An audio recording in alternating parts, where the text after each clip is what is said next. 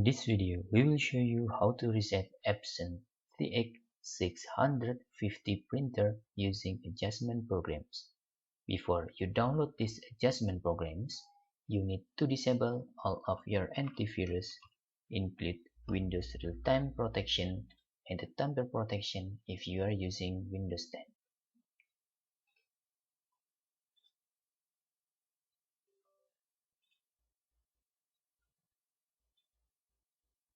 After you disable all of your antivirus, you can download this resetter. We put link in the description.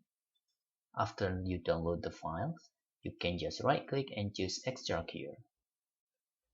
Then open the resetter folder and right click in adjustment program and choose run as administrator.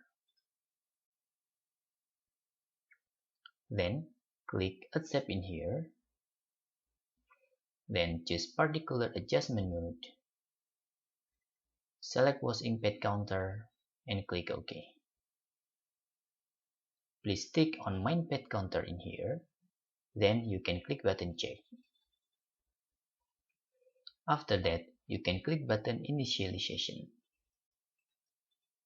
When you are done, you can click finish and then you can turn off your printer. Later, you can turn on your printer again.